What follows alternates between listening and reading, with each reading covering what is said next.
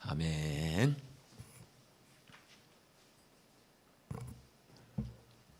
오늘 하나님의 말씀 요한복음 13장 1절부터 11절 말씀까지입니다.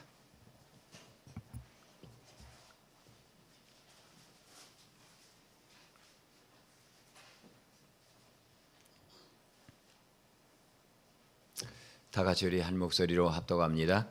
유월절 전에 예수께서 자기가 세상을 떠나 아버지께로 돌아가실 때가 이른 줄 아시고 세상에 있는 자기 사람들을 사랑하시되 끝까지 사랑하시니라. 마귀가 벌써 시몬의 아들 가룟 유다의 마음에 예수를 팔려는 생각을 넣었더라. 저녁 먹는 중 예수는 아버지께서 모든 것을 자기 손에 맡기신 것과 또 자기가 하나님께로부터 오셨다가 하나님께로 돌아가실 것을 아시고 저녁 잡수시던 자리에서 일어나 겉옷을 벗고 수건을 가져다가 허리에 두르시고 이에 대야에 물을 떠서 제자들의 발을 씻으시고 그 두르신 수건으로 닦기를 시작하여 시몬 베드로에게 이르시니 베드로가 이르되 주여 주께서 내 발을 씻으시나이까? 예수께서 대답하여 이르시되 내가 아는 것을 내가 지금은 알지 못하나 이후에는 알리라. 베드로가 이르되 내 발을 절대로 씻지 못하시리이다. 예수께서 대답하시되 내가 너를 씻어주지 아니하면 네가 나와 상관이 없느니라. 시몬 베드로가 이르되 주여 내 발뿐 아니라 손과 머리도 씻어 주옵소서. 예수께서 이르시되 이미 목욕한 자는 발밖에 씻을 필요가 없느니라. 온 몸이 깨끗하니라. 너희가 깨끗하나 다는 아니니라 하시니 이는 자기를 팔 자가 누구인지 아심이라. 그러므로 다는 깨끗하지 아니하다 하시니라. 아멘.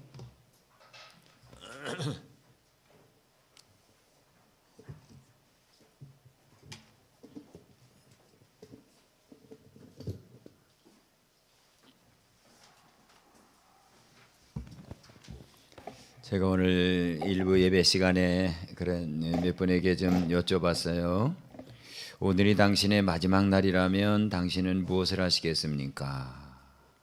하고 여쭤봤더니 몇 분들이 고백하기를 목사님 오늘 내 생의 마지막 날이라면 회개를 부지런히 하겠다고 또 이렇게 어떤 분은 얘기하셨고 또 어떤 분은 내가 일생 동안 사랑하고 그리워하던 예수님을 만나러 가니까 그 생각을 하면 할수록 가슴이 떨리고 우리 예수님 내가 만나러 가는구나 하는 그 생각을 하고 있을 것 같다고 그렇게 얘기하셨고 또 어떤 분은 오늘 내 생의 마지막 날이라면 내 자녀들을 모아놓고 너희들 제발 예수님 잘 믿어라 이 부탁을 할 것 같다고 이렇게 말씀을 하셨어요.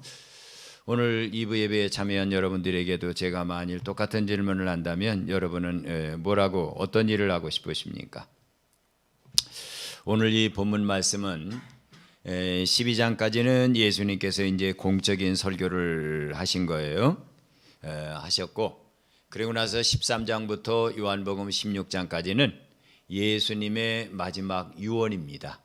사도 공동체를 앞에 놓고 하신 예수님의 마지막 그 유언과 같은 설교 내용이 바로 13장에서 16장에 나와요. 예수님은 이제 내일 아침 9시가 되면 십자가에 달려야 돼요. 십자가를 달리기 전에 예수님은 마지막으로 제자들을 가르쳐야 돼요.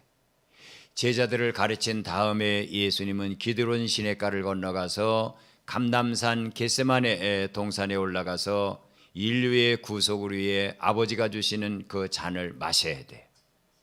그러고 나면 예수님은 곧바로 유대의 군병들에게 팔려가게 되고 가야바의 집에 가서 고문을 당하고 그리고는 빌라도의 법정으로 끌려갔다가 다시 헤롯의 법정으로 헤롯의 궁전으로 끌려가고 헤롯의 궁전에 끌려갔다가 다시 빌라도의 법정에 와서 사형 판결을 받고 그리고는 그 가파른 골고다 길을 십자가 지고 올라가셔서 십자가에 못 박혀 돌아가셔야 돼요.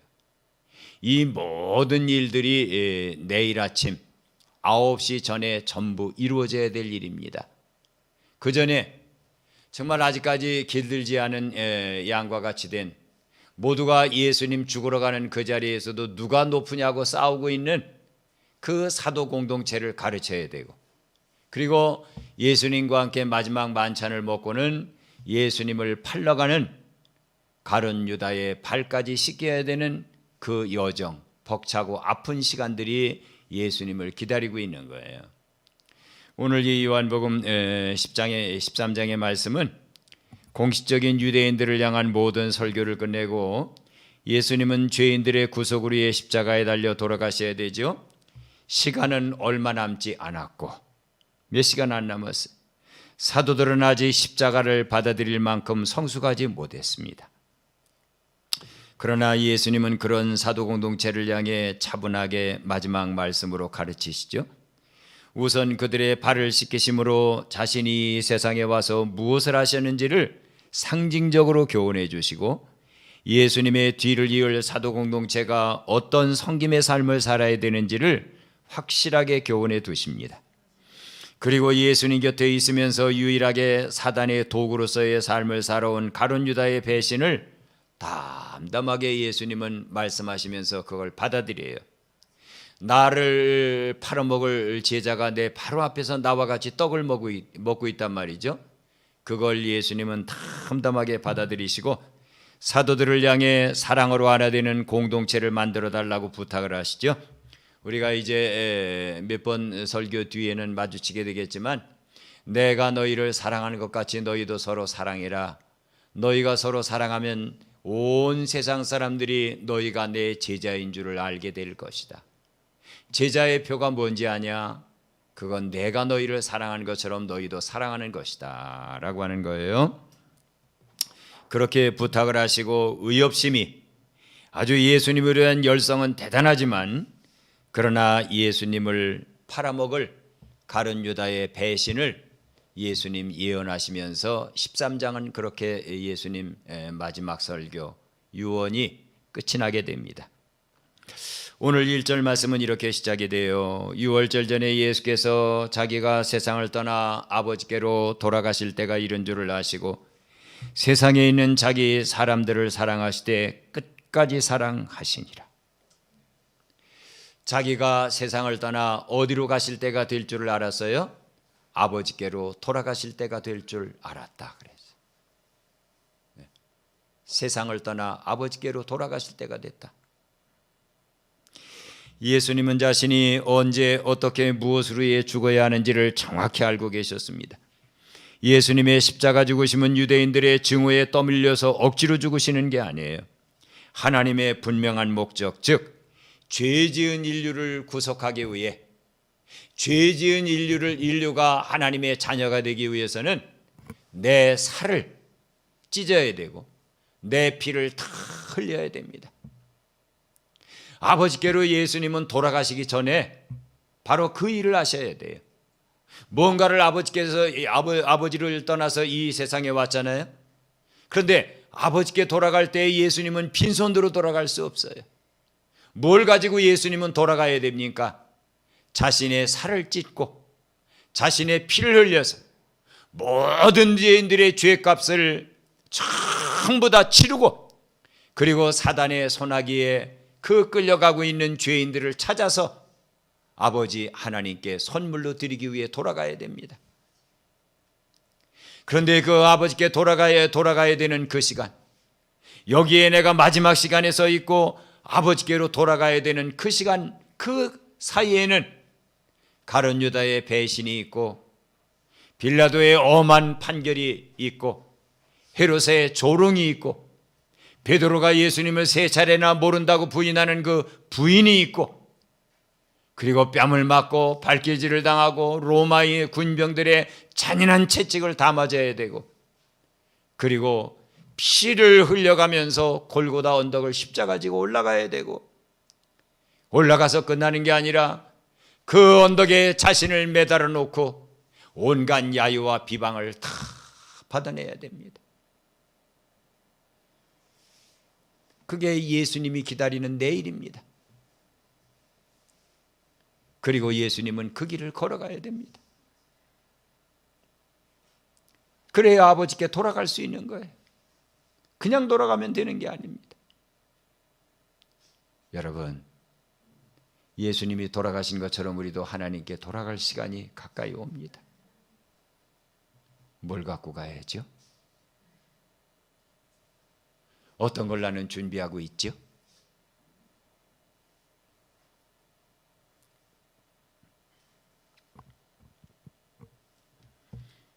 예수님은 하나님의 분명한 목적, 죄인들을 구원해서 용서받은 죄인들을 거느리고 내게로 와라 하는 그 목적을 이루기 위해 자발적으로 의지적인 순종을 하시면서 나아가는 겁니다. 예수님께서 원하시지 않으면 아무도 예수님을 십자가의 죽음으로 몰고 갈 수 없어요. 그 누가 감히 하나님의 목숨을 빼앗을 수 있다는 말입니까? 그러나 예수님은 스스로 죽음의 길을 택하고 걸어가시는 겁니다. 예수님은 그걸 분명히 밝히셨어요. 요한복음 10장 17절부터 18절에 보면 내가 내 목숨을 버리는 것은 그것을 내가 다시 얻기 위함이니 이로 말미암아 아버지께서 나를 사랑하시느니라. 이를 내게서 빼앗는 자가 있는다는 것이 아니다.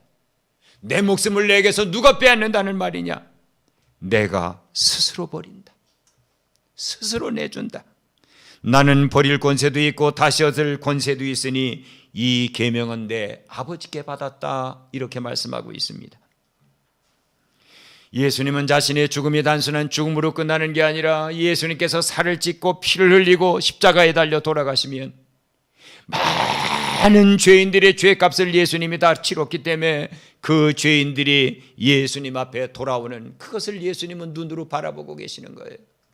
그리고 용서받은 죄인들을 품에 안고 아버지 하나님 앞에 돌아갈 그 시간을 예수님은 말씀하고 있는데, 중요한 것은 사도들은 예수님의 이 말씀을 전혀 알아듣지 못하고 있었다는 사실입니다. 예수님의 시간표는 언제나 완벽하게 하나님의 뜻과 일치합니다. 예수님은 사람의 어떠한 반대나 박해를 무릅쓰고 아버지 하나님이 기뻐하시는 일을 아버지 하나님이 원하시는 때 아버지 하나님께서 원하시는 방법으로 행하는 거예요. 우리도 언제나 하나님의 뜻과 일치해 살아가는 습관을 들여야 됩니다. 그러기 위해 우리가 새벽을 깨워야 되는 거예요. 저도 오늘 3시 50분에 성령님께서 제 잠을 깨우셨어요. 일어나서 제 자신을 돌아보면서 열심히 간구를 했습니다.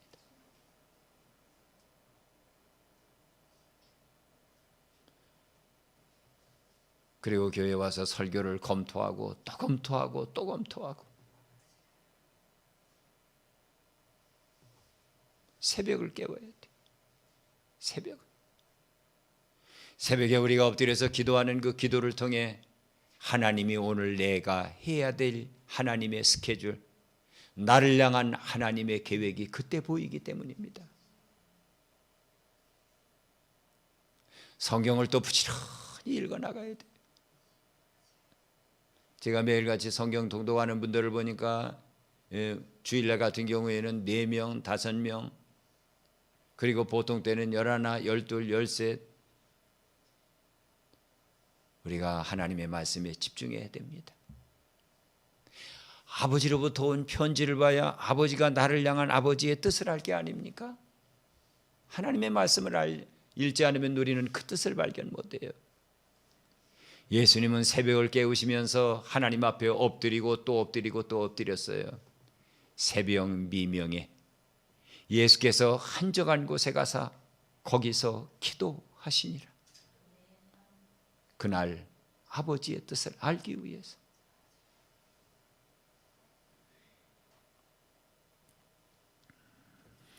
그러면서 예수님은 이제 아버지께로부터 내가 이 세상에 왔다가 내 살을 찢고 피를 흘려 죄인들을 구속해서 그 죄인들의 구속을 안고 하나님 보좌에 올라갈 것을 딱 바라보시면서 오늘 성경은 이렇게 기록해 놓고 있습니다. 다 같이 고백해 보죠. 세상에 있는 자기 사람들을 사랑하시되 끝까지 사랑하시니라. 예수님께서 다함이 없는 사랑으로 사랑하신 대상은 바로 하나님의 보좌 앞에 있는 천사들이 아닙니다. 그들은 예수님이 사랑하지 않아도 하나님을 온 마음, 온 정성을 다해 사랑하는 분들입니다. 예수님이 사랑한 대상이 누군지 아세요? 망아지같이 철들지 않고 길들지 않고 자기 마음대로 아무렇게나 뛰어다니는 죄인들이 바로 예수님이 사랑하신 사랑의 대상입니다. 우리는 두 단어에 집중해야 됩니다. 첫째는 세상에 있다는 말이고 둘째는 자기 사람들이라는 말입니다. 세상에 있다는 말이 무엇을 의미합니까? 1차적으로는 사도들이 밟고 살아가는 삶을 살아가는 이 세상을 가리키는 말입니다. 그러나 세상에 있다라고 하는 이 말씀 속에는 이 땅 지구를 의미하는 말이 아닙니다. 죄인들이 매일같이 짓는 죄로 범벅이 되어 있는 죄된 세상을 의미합니다. 또한 사단이 왕처럼 돌아다니며 자신의 악을 가지고 사람들을 충동해서 사도들을 예수님처럼 핍박하고 죽이게 될 그 세상을 가리키는 말입니다. 그 세상. 사도들은 이런 세상을 예수님을 믿는 믿음 하나 가지고 영혼을 구원해야 된다는 사명을 가지고 사도들은 그 거친 밭과 같은 가시밭과 같은 세상을 살아가야 돼요. 예수님이 본 세상이 바로 그런 세상이구나. 세상입니다. 아, 내일이면 나를 못 박아 죽이겠구나. 그리고 사도들은 오순절날 성령을 받고 새로운 사람이 되겠지만 베드로도 거꾸로 못 박아 죽이겠구나. 야고보는 못 베어 죽이겠구나. 다른 사도들은 돌멩이 쳐서 죽이겠구나. 예수님은 그 세상이 예수님을 믿는 사람들에게 하는 모습을 지금 바라보고 계신 겁니다. 그러면서 두 번째 예수님은 자기의 사람들이라고 그랬어요. 자기의 사람들, 자기의 사람들. 자기의 사람들은 누구를 가리킵니까? 첫째는 예수님에 의해 불리움을 받은 사도들을 가리키는 말이죠. 둘째는 예정적인 섭리 가운데 하나님께서 예수님에게 맡긴 양떼들을 의미합니다. 셋째는 모든 세대를 통틀어서 예수님을 주님으로 고백하고 예수님처럼 하나님의 영광을 위해 살겠다는 결단을 가지고 예수님의 참된 모습을 세상에 보여주면서 살아가려고 애쓰는 이 자리에 앉아있는 우리까지를 포함한 모든 말씀입니다. 이들이 바로 예수님께서 말씀하신 자기 사람들입니다. 그런데 그 뒷부분에는 나와요. 자기 사람들을 사랑하시되 끝까지 사랑하시니라. 끝까지. 여기에 끝까지라는 에이스 텔로스라고 하는 말은 한계점에 다다를 때까지 완벽하게라고 하는 말입니다. 즉 예수님께서 사도들을 상대적인 사랑으로 사랑하신 게 아니라 하나님의 절대적인 사랑으로 사랑했다는 겁니다. 우리들의 모든 사랑은 상대적인 사랑입니다. 남편을 향해서 뭐 다 줄 것 같이 생각하고 아내를 향해서 전부 줄 것 같이 생각하면서 결혼식을 하지만 그러나 신혼여행 가서부터 그게 뒤틀어집니다. 뭐 먹으러 갈까? 여보 된장찌개 먹으러 가자. 아니 신혼여행까지 와서 된장찌개 먹어? 아이고. 그때 탁 틀어져요. 이게 우리의 사랑입니다. 그런데 예수님의 사랑은 끝까지 죽을 때까지입니다. 그 한계를 뛰어넘어서 영원까지입니다. 여기에 예수님의 모든 것이 들어 있습니다. 해답은 사랑입니다. 천국의 영광을 떠나 사람이 되신 그리고 동정녀의 몸에 탄생하신 그 탄생을 무엇으로 설명합니까? 12살에서 30살까지 몫으로서의 힘들고 버거운 삶.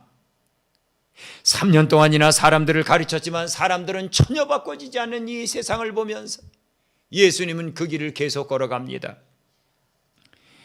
그리고 전혀 달라지지 않는 사도 공동체를 보시면서 예수님은 그것을 참아내고 또 참아내십니다.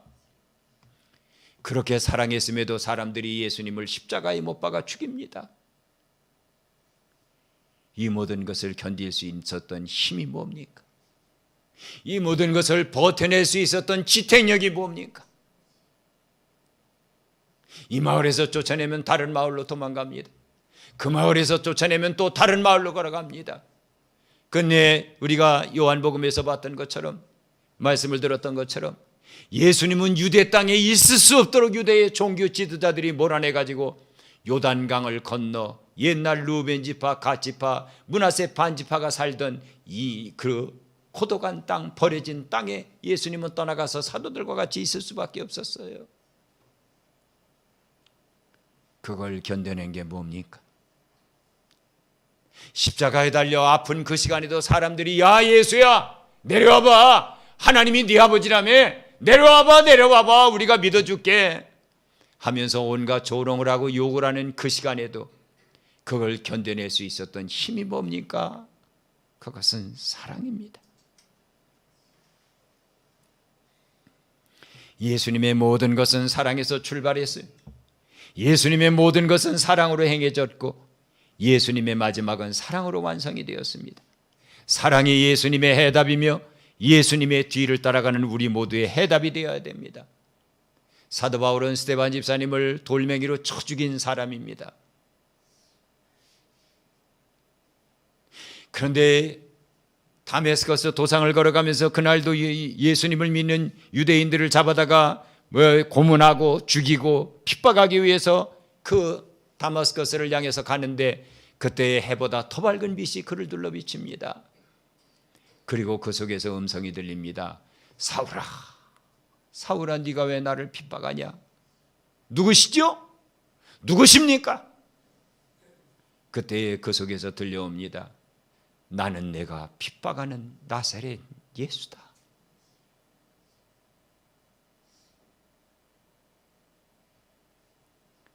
그는 앞을 보지 못하게 됩니다. 그리고 그는 다메섹에 끌려 들어가서 일절 음식을 먹지 않습니다. 물도 마시지 않습니다. 그리고 그는 그날부터 생각합니다. 예수, 그래, 얼마 전에 십자가에 죽은 그 예수님이 하나님의 아들인가? 그렇다면 그분은 왜 몫으로 이 땅에 오셨을까? 그분은 왜 그렇게 사람들의 많은 핍박을 받았을까? 어떻게 그걸 이겨냈을까? 십자가에 돌아가시는 그 아픈 시간에도 왜 죄인들의 용서를 빌고 나같이 완악한 죄인에게 왜 예수님은 그 모습을 드러내셨을까? 나 같은 걸 왜 이방의 사도가 되라고 말씀을 하셨을까? 그때의 사도 바울이 깨달은 것은 하나입니다. 아, 사랑이구나. 그리고 그는 그날부터 예수님의 사랑이 어떤 사랑인가를 1년, 2년, 3년, 4년, 5년, 6년, 20년이 지나도록 그는 예수님의 사랑을 묵상해 봅니다. 그리고 그는 묵상한 사랑을 그렇게 고백합니다. 여러분이 모든 은사를 가지고 있다 할지라도 내가 여러분에게 마지막 보여주는 최고의 은사를 소개하겠습니다. 나는 예수님의 사랑을 묵상하고 또 묵상했습니다. 그랬더니 내가 깨달은 것은 이것이었습니다. 여러분, 내가 사람의 많은 방언을 할 줄 알고 천사가 하는 신비한 말을 할지라도 예수님의 사랑이 내게 없다면 나는 소리나는 구리와 울리는 괭과리가 될 뿐입니다. 내가 예언하는 능력이 있어서 사람들을 볼 적마다 그의 미래를 내가 예언해 줄 수 있고 앞에 서 있는 사람들의 시야를 가리고 있는 큰 산을 내가 믿음으로 예수의 이름으로 옮겨져라 말해서 그 산이 옮겨간다 할지라도 예수님의 가슴 안에 머물렀던 그 뜨거운 사랑이 내가 없다면 나는 아무것도 아닐 뿐입니다. 내가 내게 있는 모든 것으로 다른 사람에게 다 나눠주고 그리고 끝내는 내 몸을 순교의 제단 펄펄 타오르는 불 가운데 내가 내준다 할지라도 예수님의 사랑이 내게 없다면 나는 아무 유익이 없는 죽음을 죽었을 뿐입니다. 그렇다면 여러분, 예수님의 사랑이 어떤 사랑인지 아십니까? 나는 예수님을 묵상하고 또 묵상했습니다. 나를 찾아오신 예수님을 바라보고 또 바라봤습니다. 그랬더니 예수님의 사랑은 오래 참는 사랑이었습니다. 한국말로는 오래 참고라고 번역되어 있지만 헬라어 원문에는 모든 것을 덮어준다고 되어 있습니다. 예수님의 그 사랑은 모든 것을 덮어주는 사랑이었습니다. 예수님을 묵상하고 묵상했더니 예수님의 그 사랑은 아주 온유한 사랑이었습니다. 남이 나를 모욕해도 대꾸하지 않는 사랑, 뺨을 쳐도 흘기지 않는 사랑, 나를 냉대해도 피하지 않는 사랑. 예수님의 그 사랑은 시기하지 않는 사랑이었고 예수님의 그 사랑은 절대로 자랑하지 않는 사랑이었습니다. 예수님이 한 번만 너희들이 내가 누군지 알아? 하나님이야. 하나님의 아들이야. 이 권능을 봐라. 갈릴리 바다가 하늘 끝까지 솟아오르는 저 물기둥을 봐라. 내가 하나님이다. 이렇게 한 번만 자랑했어도 사람들이 그 예수님이 하신 자랑에 고개를 숙였을 텐데 예수님은 절대로 자기 자신을 드러내지 않는 사람이었습니다.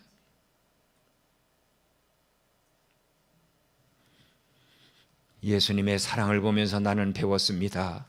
아, 그 사랑은 교만하지 않는 것이구나. 예수님의 사랑을 묵상하면서 나는 또 깨달았습니다. 절대로 무례행하지 않는 것이구나. 예수님의 사랑을 보면서 나는 또 깨달았습니다.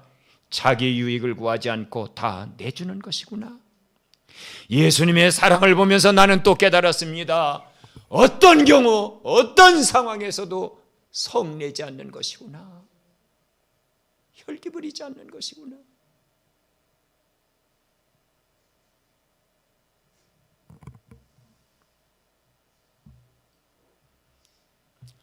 예수님의 사랑을 보면서 나는 또 깨달았습니다. 어떤 악한 것과도 타협하지 않는 삶이라는 것을. 예수님의 사랑을 보면서 나는 또 깨달았습니다. 불의를 기뻐하지 않는다는 것을.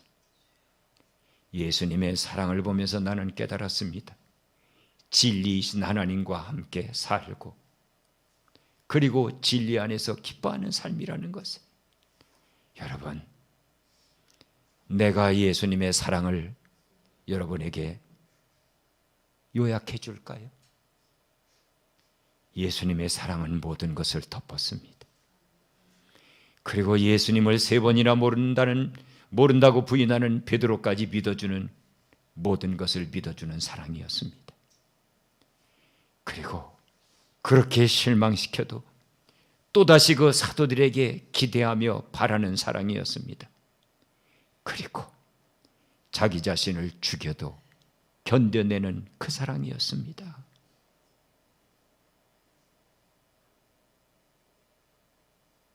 이렇게 사랑했다는 것. 이렇게 사랑했다는 것.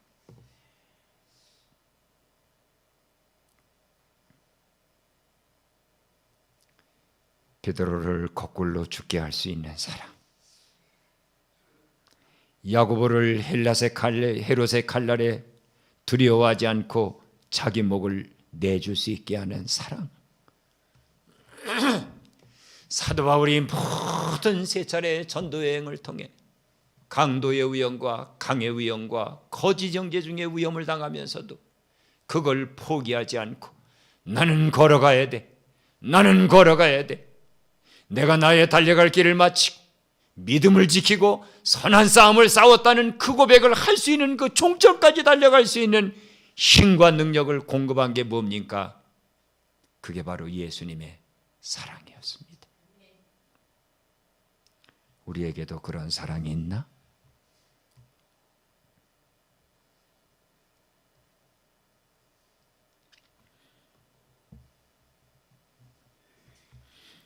예수님의 사랑은 자기 사람들인 성도의 영혼들이 구원받고 영적으로 성장하고 알곡이 되어 하나님 나라에 들어오는 그날까지 참아주고 기다려주는 사랑입니다. 예수님의 사랑은 여기에서 끝나지 않고 예수님처럼 그들 모두를 부활시켜서 영광스러운 하나님의 존전 앞에 딱 서게 하셔서 하나님의 눈에 흠도 없고 티도 없이 만들어 놓는, 그게 바로 예수님의 사랑입니다.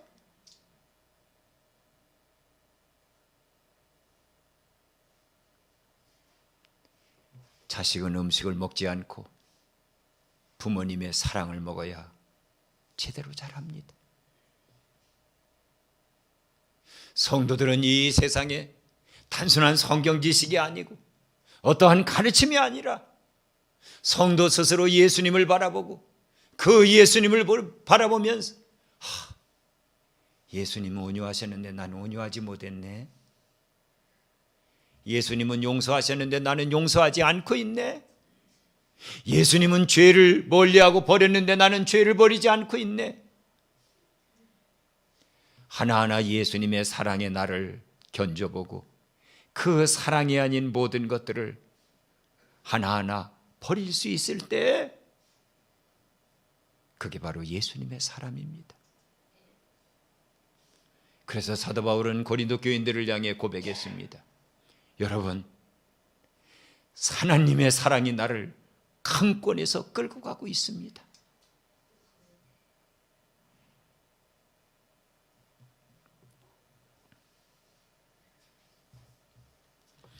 이 절 말씀에 보면 마귀가 벌써 시몬의 아들 가룟 유다의 마음에 예수를 팔려는 생각을 넣었더라 그랬어요.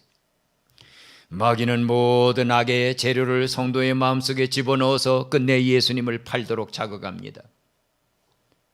얼마 전에도 우리 김금자 권사님이 손을 다쳐가지고 손에 기부스를 하고 그래도 예배 자리에 지난주에 오셨더라고요. 왜 넘어지게 만들고 손을 다치게 만들고 발이 부러지게 만들고 사람에게 상처를 받게 만들고 그리고 배신을 당하게 하고 왜 사단이 여러분 그렇게 합니까? 끝내 예수님의 사랑이 우리의 마음속에 뿌리 내리지 못하도록 하기 위해 사단이 그렇게 하는 거예요.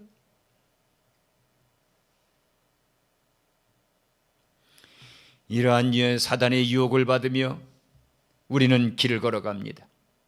여기에 영혼의 갈등이 있습니다. 여기에 영혼의 상급이 있고요. 여기에 영혼의 타락이 있습니다. 영혼의 갈등이 있다는 것은 사단의 유혹을 받으면 십자가를 내려놓으려고 하는 속성을 가진 연약한 존재가 바로 나이기 때문입니다. 우리는 이 시간 설교를 들어가면서 베리베리 결단을 다 하고 마음을 새롭게 한다 할지라도 집으로 돌아가는 그 시간, 차를 타고 가는 그 시간에 아니면 집으로 돌아가서 사람의 몇 마디 말에 의해서 우리는 상처를 받고 그 다음에 우리 밑에서 고여있던 큰 혈기와 포악이 막 우리에게서 확 솟아오릅니다. 갈등이 있고 고민이 있어요. 예수님처럼 살아야 되는데 하는 것은 내 머릿속에 인지되어 있는데 중요한 것은 내가 그 사랑을 실천할 능력이 내게 없다는 겁니다. 여기에 영혼의 갈등이 있어요. 그리고 사단이 유혹하는 곳에 영혼의 승리가 있고 상급이 있습니다. 왜냐하면 사단이 아무리 나를 유혹한다 할지라도 너 나에게 화를 내라고? 예수님 그런 분 아니야. 나는 혈기 내는 것과 이미 작별한 사람이야. 너 나에게 핏대를 내보라고 너 나를 지금 막 자극하는 거지? 나는 이제 핏대 내지 않아. 나는 그것과 작별한 사람이야. 너 죄를 지라고 나를 막 유혹하고 있는 거지? 나는 죄를 짓지 않아. 하나님 나라에는 죄가 없고 예수님의 마음에는 죄가 전혀 없었어. 나는 그 죄를 이미 버렸어. 이렇게 말하는 성도에게 사단의 유혹은 상급이 됩니다. 그러나 가룟 유다처럼 사단의 유혹을 물리치지 않고 받아들이게 되면 그때에는 사단의 품속으로 빨려 들어가는, 그리고 지옥의 나락으로 떨어지는 타락이 있습니다. 사단의 유혹은 이처럼 우리에게 갈등을 가져다 줍니다. 갈등은 모두가 다 겪는 것입니다. 그러나 그 갈등을 통해서 예수님이 나를 사랑하신 사랑을 딱 기억하고 그 갈등 속에서 하나님의 뜻을 붙잡고 예수님이 걸어가신 그 골고다 길을 성실하게 따라가는 사람에게는 유혹이 상급이 되는 것입니다. 그러나 죄를 지라고 말하고, 그 다음에 네 자존심을 생각해봐. 야, 네 자존심이 있지. 너 자존심 때문에 저렇게 너를 짓밟는데 가만히 있어? 하고는 유혹하는 사단의 유혹을 따라서 자기의 그 자존심을 내세우고 죄를 따라가고, 이렇게 되는 사람에게는 타락이 있는 겁니다. 여러분, 버려야 될 것은 버릴 수 있을 때 버려야 됩니다. 버리지 못하면 그것은 끝내 나의 올무가 되어서 나를 끌고 내려갑니다. 교만, 태만, 음란, 아집, 시기질투, 포악, 거짓, 남을 판단하는 그 판단,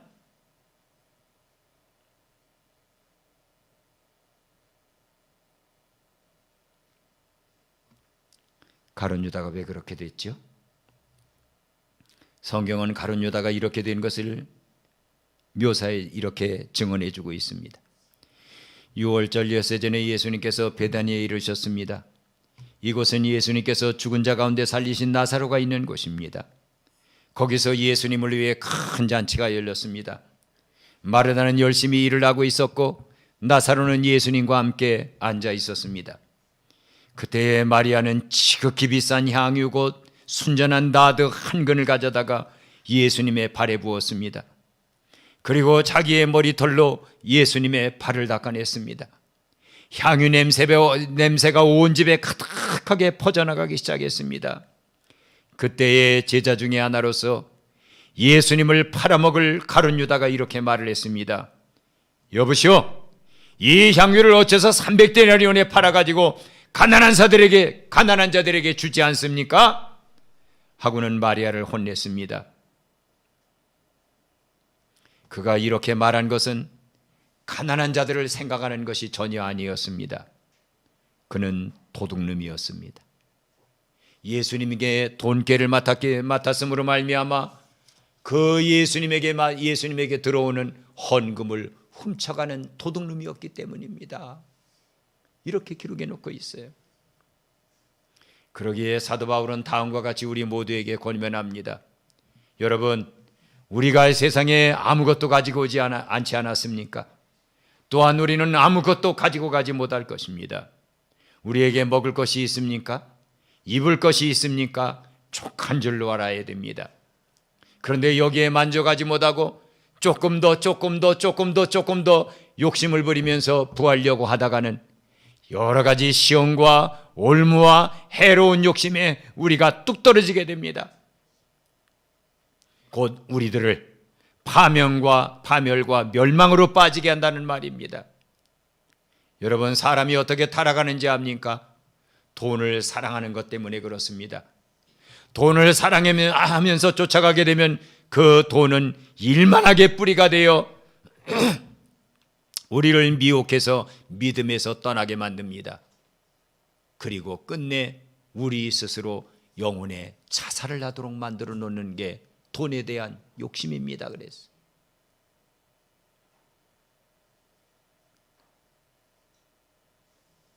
가룟 유다는 양보하지 않았어요.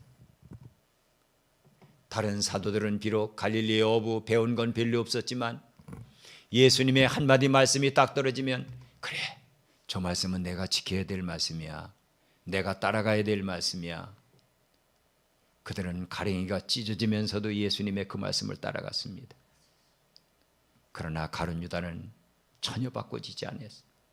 저 예수라고 하는 사람을 이용해서 내가 얼마나 출세하게 될까? 저 예수라는 사람을 잘 이용하면 내가 얼마나 돈을 벌까? 저 예수라는 사람을 잘 내가 이용하면 이 세상에서 얼마나 높임을 받게 될까? 처음 예수님을 만났을 때의 목표였고 예수님을 팔아먹을 때까지 그 사람의 생각이었습니다. 여러분, 예수님은 여러분에게 누굽니까? 그리고 우리는 어떻게 사람들을 대하고 살아갑니까? 자기 세상에 있는 자기 사람들을 사랑하시되 끝까지 사랑하시니라. 이게 예수님의 길이에요. 그리고 우리가 뒤따라가야 될 길이 바로 그 길입니다. 할렐루야. 이제는 어제도 오늘도 영원히 자기 사람들을 끝까지 사랑하시는 우리 주 예수 그리스도의 은혜와 우리를 끝까지 사랑해서 주님 같은 찬란한 부활의 몸을 입기까지 우리에게 넘치는 사랑을 공급해 주시는 하나님의 사랑과 오늘도 우리에게 예수님의 사랑은 끝까지라고, 그리고 가룟 유다가 빠졌던 함정에 빠지지 말라고 우리를 격려하며 교훈하시는 성령 하나님의 교통감화하심이 오늘 예배에 참여한 우리들 모두 위에, 또 인터넷을 통해서 또 이 말씀을 들어가며 함께 끝까지 사랑하는 하나님의 사랑의 사람이 되기를 결단하는 모든 이들 위에 이제로부터 영원토록 함께 계시기를 간절히 축원하옵나이다. 아멘.